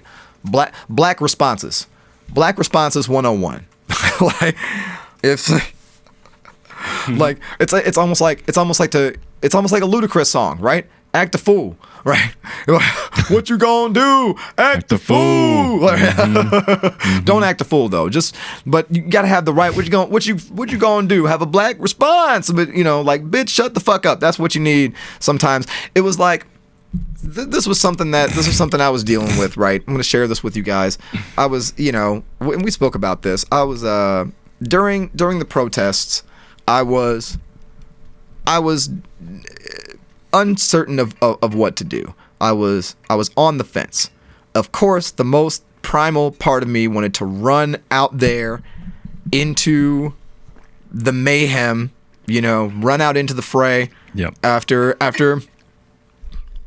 the killing started just getting crazy, when it was like 4 in a row, it was like, I'm ready to burn it all down. I don't give a fuck. I don't care who dies. I don't care if I die. I don't care. You know what I mean? Like, I'm done with this shit. Yeah. But then, there was the reality of like, A, COVID, B, the fact that I lived with other people, at least one of whom was compromised, likely two. Sure. And, then there was pressure from family to not be out there. And then there was the reality of just like knowing that there were going to be white supremacist groups and bad law enforcement. Right. There could be conflict. Taking advantage of these situations and using them as an excuse to further hurt people of color. And that absolutely did happen. Sure. But of course, still, even with knowing all that, I'm like, all right, but at what point does self-protection in the face of the necessity for change become cowardice, right? Sure. And if I was like, I got to speak to my black friend. I got to speak to a black friend who's a little bit older than me, but who is as down as I am, and who is as about it and pro-black as I am. And I talked to a good friend of mine. I was like, man, what do you think? This guy's like an older brother to me. I'm like, what do you think, man? What do you think I should do? And I just don't know. And I was waiting for this sage wisdom, and which he did give. And I remember just this long pause. Not in the form you wanted. I remember this long pause, and his older brother mentor words of advice were, I tell you what, man, let them niggas stand out there in that hot ass sun under them guns all fucking day. Look, you ass, how old are you? 36? Look, you got some other shit. What are your advantage? What do you bring to the table? Let them young niggas stand out there. Let them white boys stand out in that hot motherfucker. Let them go. Let them be allies. You put your time in. I say use your weapons that you got and somehow let them niggas stand out there was the sage wisdom that I needed to hear. Sure. The same way that Nia Renee Hill, bitch, shut the fuck up, was the sage advice. Right. Yeah. That was exactly. That was what needed to be said in the moment. Yeah, it was it's like handing cash to somebody who's asking for money on the street corner. Like I can't fault somebody in either direction for saying yes or no. I really don't feel one way or another on whether you do, whether you don't. It's a fucking loaded situation. You don't know enough information to be just do what makes you feel good and move on. I'm not going to judge one way or the other. So if people chose to stay home, I'm not judging that. If you chose to go out and get into it, awesome. I'm glad that the movement happened, but damn, like we spread some fucking COVID around, I'm sure, in the process. But I think people also understood the risk and also realized that this was, when some people talk about, the fucking January 6th thing being like the day of revolution, that they're all doing their fucking thing. I mean, okay. This whole other group just can feel that sentiment too, and it happened all summer long for 100 days. Y'all had one little bullshit day, because y'all's fucking story is weak sauce. That's why, right? But this other real thing, this real shit that's going down all fucking summer, is that's a real movement that really brought people out in really dire situations, and a lot of people took some risk, and I'm just kind of in the middle about it. I'm just like, whatever, it happened one way or the other. I mean, it's still it still bugs me that I wasn't out there. I don't think it's over. I don't feel, no, it's not. I mean, it's never over. It's never over. It's never But, over. It was like, I don't know, it was one of those moments that mattered in a big way. And it mattered that all the people that came out did. It was, I mean, just right, but you live, but you live it every day. Oh yeah, for sure. You've been protesting your whole life. I've been protesting since I literally have been protesting now for 26 years. Yeah, since 1994. Yeah, sit in the shade while fucking while the white dude gets out there fucking That's why, yeah. And I was joking about that too. I was like, like my white friends call me up, dude. Are you coming into are you going? And I'm like, nah, y'all go. You let them know. When I was, you go get shot with them rubber bullets for the culture. Right. I'll be honest. In Atlanta for sure, because I was down there for for a couple hours. If I can I make an Irish turban? Is this offensive? I mean, just a little bit. I don't think so. I'm not trying to be. Yeah, if you're like, I'm not gonna do a voice or anything. Yeah, I was gonna say if you do a voice, you're going there maybe. But that's pretty neat looking. I don't want to try to get through the airport like this. It's pretty. Yeah, exactly. All right. Yeah, it works. I kind of look like it's kind of fun, like an Irish genie or something. Yeah, exactly. Yeah, and your wish is granted. At the bottom of this, had a friend like me. At the bottom of this Guinness. Yeah. Genie's pie. Here, come eat some Genie's pie. I should do this still with the Irish accent. Yes, exactly. Yeah. But with like genie pants and the. Oh, for sure. You get 3 wishes. But It'd be that's at the all I'm giving bottom of you. a whiskey bottle, right? Yeah. It would be at the bottom Put of up the whiskey bottle and I'll come out and give you 3 wishes. Exactly. That's good stuff. I like it. If I'm not hungover from the day before. If I'm not still pissed. Genie's fucking drunk. You rub the bottle and I come out and fight you. Yeah. Exactly. I'm sorry. These are now negative Irish stereotypes that we're getting into. I'm sorry. Sorry, Irish people. I'm not sure who I'm apologizing to at this point. Irish people or Arabic people? I don't know. Someone dropped out of the chat. It could be beer drinking and whiskey is. They own that shit. That's true. That's definitely. Oh yeah. No, but I mean like a leprechaun who comes is drunk and always wants to fight. I don't know how they feel about leprechauns. I don't think they like it. I don't think they like it. I think Americans have done that with their cereal a little too much. Yeah. A little bit. And didn't Rumpelstiltskins fuck some shit up? I don't know. What did he have to do with? I don't know. Seems like an Irish thing. Was that an Irish thing? I thought not that sure. was more Rumpelstiltskin. Yeah. That kind of sounds more like Rumpelstiltskin. Rumpelstiltskin. Sounds more like Polish. Doesn't? Maybe, yeah. Or like. Yeah, it could be. I don't could be like a Russian guy that had it. They were like, we don't know what to. We'll just call him Rumpelstiltskin. That's close enough. What is the heritage? It was. We don't know. Just call him Rumpel. Just fucking call him Rumpelstiltskin. It's German, isn't it? It's German. Rumpelstiltskin. I mean, like, or like.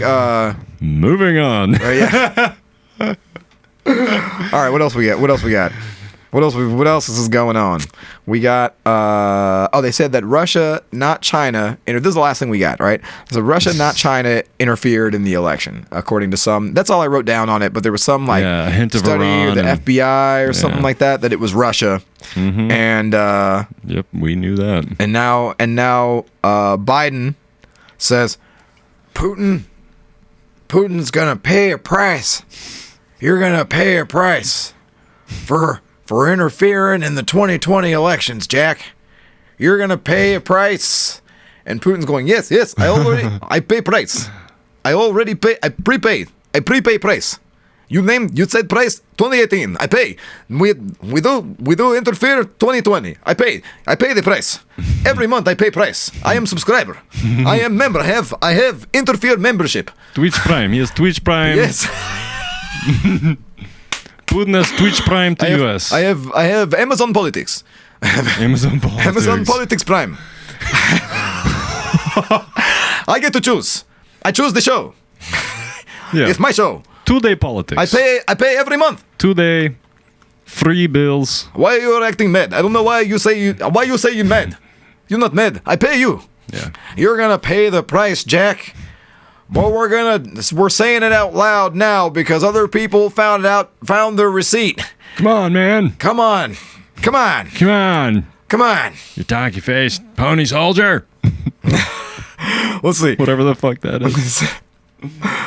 Putin will pay. No, it says Putin will pay a price for not the price. A price. A price. A price. I want the American people to be certain that One of the $1,400 checks that might get to an American may have come partly from Putin at some point in time. If you receive a check made out in rubles, let me ask you something. You think we can just... we will honor it. You think we're just going to let this go? We're just going to let this slide? Some more? Come on. Come on, man. You think we're just gonna... You think we let him interfere in our politics for free? It's malarkey. No way, Jack. Who do you think is paying all those big Disney budgets? Come on. Where do you think they're getting the money? We're talking about China. Where do you think we're getting the budget to go there? Come on. South Korea? It's coming right from Putin. He's gonna pay a price someday for something. We had a long talk, he and I, Biden said. I know him relatively well. And the conversation started off, I said, you know what I said? I said, I know you, and you know me. This isn't a bit. This is what's written. Oh my God. This is the transcript. He's reading this the transcript. This is not a bit. He said, I know you, and you know me. If I establish this occurred, then be prepared. What the fuck does that mean? If I establish this occurred, then be prepared to have been established. Have we established that? Come on. Biden declined to elaborate. Wait a minute. I'm going to establish, but I'm not going to elaborate. There's too many words with E's and B's in the same sentence. Going to set a clear foundation. We're not going to muddy it up with the details. Biden declined to elaborate on the consequences Putin would face. Of course, saying that you'll see shortly. Mr. Biden, what are you going to do to Putin if you find out that he's done something? You're going to find out. He's going to pay a price. Oh, you wait and see. Because if one thing is true, it's that I know him, sorta, a little bit. And he knows me. He knows that I know his name. And I called him and I said, you listen, if I can establish that things have transpired, you better think about that for when the future comes. And when I say that things have happened, you better be prepared to say, I don't know what you're talking about. And what are you going to do when he says that, Mr. Biden? You bet. Oh, you wait and see. He said, you'll see shortly, but maintained the U.S. could walk and chew gum at the same time with regard to Russia, with regard to its Russian foreign policy.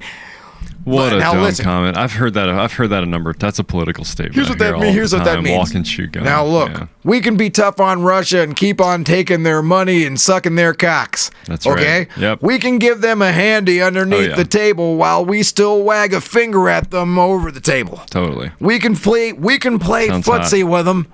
We can jiggle the balls. What? Sorry, Mom. We can we can give them the old leader to leader tug while still telling the rest of the country, no sir, I don't like it. The old Epstein's Island trick. Right.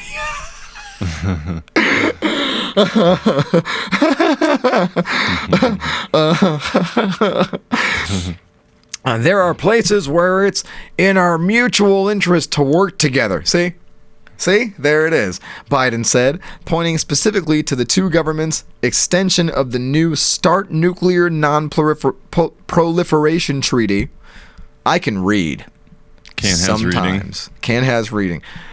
That occurred while he's doing this, Biden said, of Biden's election interference efforts. But that's overwhelmingly in the interest of humanity. Dude, why...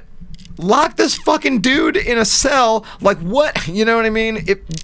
But no, because we are, look, sure, he manipulated the election, but that's why I'm here, man. Yeah. How do you think I got here, Jack? Look, I don't like what Putin's doing any more than you, but I like how what he did turned out. Allegedly. And it's in the overwhelming interest of humanity that he helped me make sure Bernie Sanders couldn't get elected. You had to go there. You had to remind me of Bernie. Come on. Bernie! Yeah. Biden's remarks come after the Office of the Director of National Intelligence released a declassified assessment Tuesday, which found that Putin authorized influence operations aimed at denigrating Biden's candidacy and the Democratic Party while supporting former President Donald Trump's re-election campaign. Mm-hmm. That's like, yeah, I found out about that time you fucked my wife, Jack, but... Yep. But I got some pretty good dinner that night, so let's hang out. Yes, but while I did this, I also stream live and say Biden is cuck, and boy, my audience really enjoyed that. I appreciate the favor you did me. I enjoyed that video. I've downloaded it 67 times. You only need to download once, but I just want to help out what you're doing. I just want to be encouraging of your innovation. I hear clicks are important these days. So, yeah, that's, so yeah, we found out it was Russia. We re-found out that it was Russia. And, we knew it was Russia. We already knew it was Russia. We already had intelligence. We had it. Yep. Verified. Yeah, Russian intelligence. They said. Russian. They knew. Yeah. We believe it was us. Right. Let's. Our best data says we did this. We know because we take good data. Yes. From ourselves. Yes. Yes. And we don't feel good about other people taking credit for things we do. You know. We are best at espionage. Yes. We have infiltrated your country. And none of you noticed. This happened long ago. Everything America now is Bolshevik. Yes. Yes. In Bolshevik Russia. News. The Bolsheviks. Bolsheviks were Putin's group. I know. I mean, Lenin's group. Lenin's crew. Lenin's crew. Yeah. I know what you meant. I was thinking Vladimir. I was thinking it was Vladimir. Yes. Well, anyway, that's all I got for today. I like that word though. Bolshevik. Bolshevik. It's like a fucking word. Oh. It's got some. Bolshevik. Yeah, it sounds like it can be like used a variety of different ways if just somebody had chosen to use it as a different thing, you know? Right. So my nose is so itchy. What's going on? Got that itchy nose, bro. It's the vid. The vid. But I can still smell your breath from here. Oh. I'm kidding. I can't. I can smell coffee. I can smell all this coffee sitting here. Some of that probably is my breath. Nah. All right. Well, that's good. Whale. Does anybody from the chat have any? I don't care what they have to say. That's my mom, man. Mom, show's over. Show's over. That's all right. She's on your side anyway. Yeah. Hey, man. But no, seriously, anybody have anything? Pulaski, I've been distracted. That's fine. It's like we said last time. That's probably good. You got multiple windows open. I know. I know what you're up to. You got to mute us. Gross. No, it's great. Jim, good to see you. Good to see you over here on the Twitch. Yeah. I was Hell yeah. saying to him earlier. Oh yeah. Pulaski's been distracted. Mom LOL'd a few times. Did think that was a bit. I thought it was a bit halfway through. Some internet friend is sending me baby videos. That's much different than the sorry, Pulaski said some internet friend is sending me baby videos. Neat. I know how that is. I am guilty of sending people baby videos lately. Melissa more than me. I'm more of a photo. I like take photos. Yeah. But yeah. Excuse me again. What's the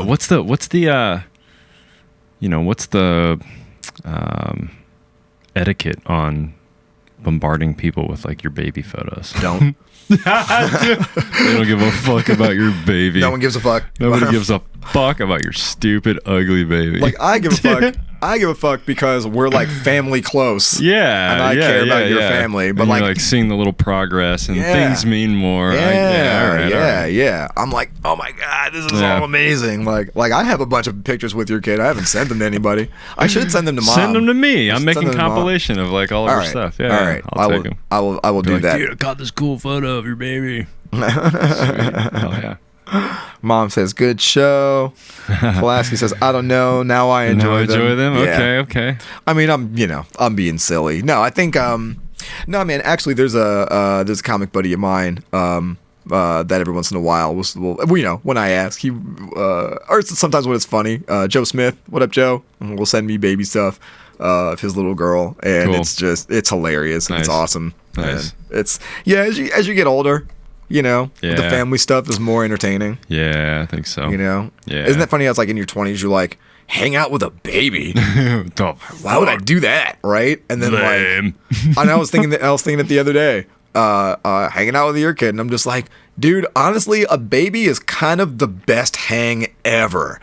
In the right moment when they're okay, when everything's Right. fine, they're the best hang ever because they don't have any hang-ups.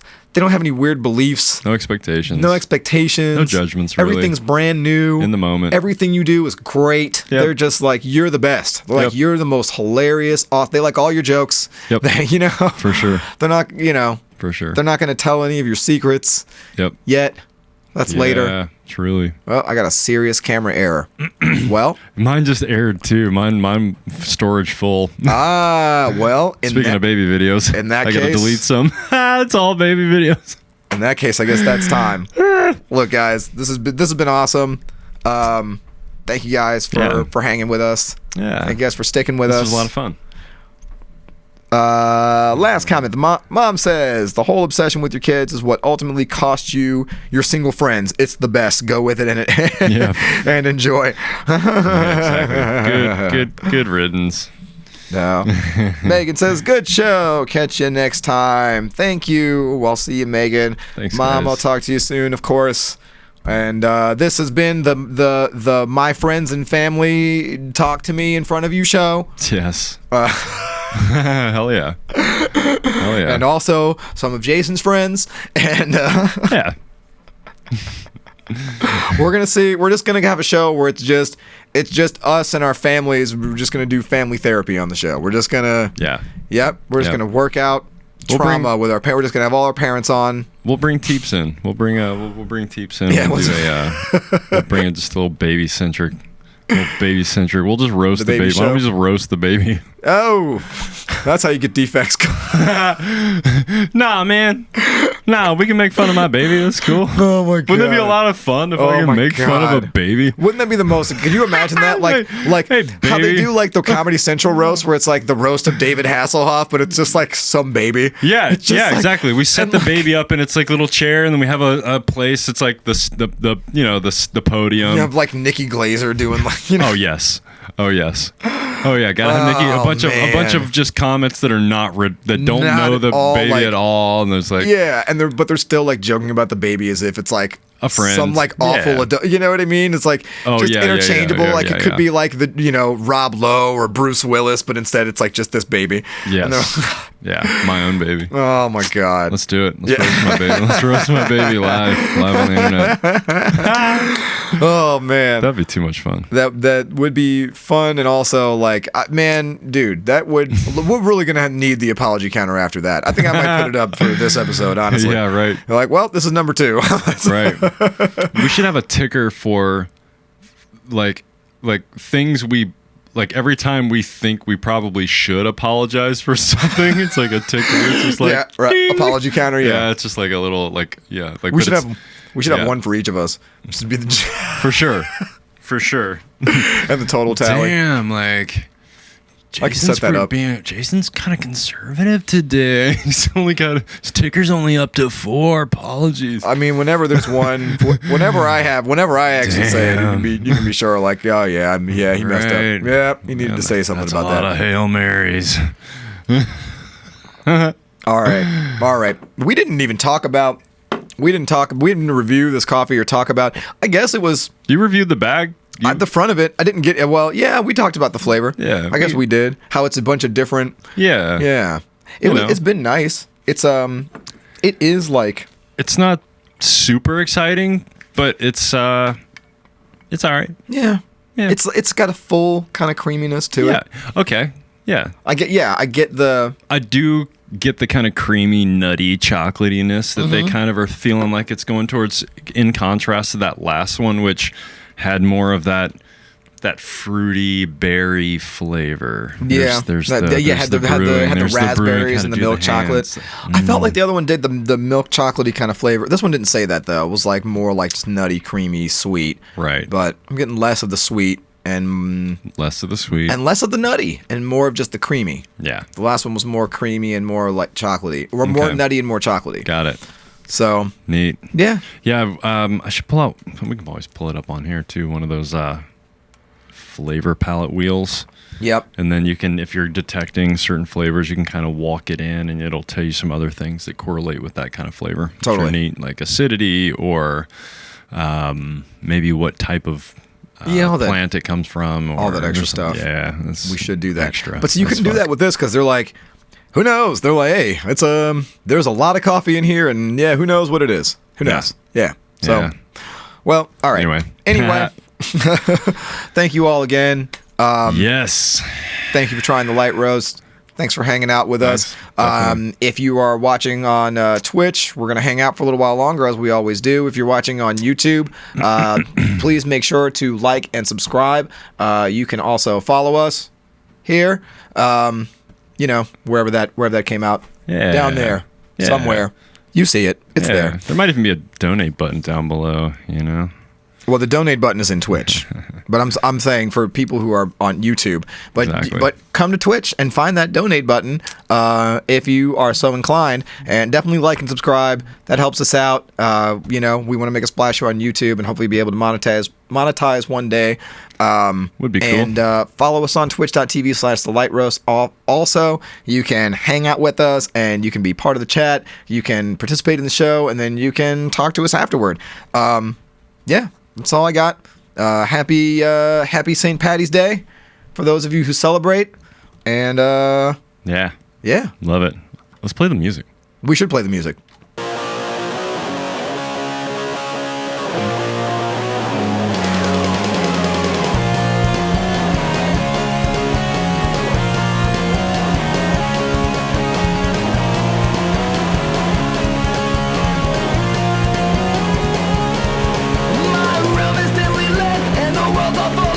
Days like this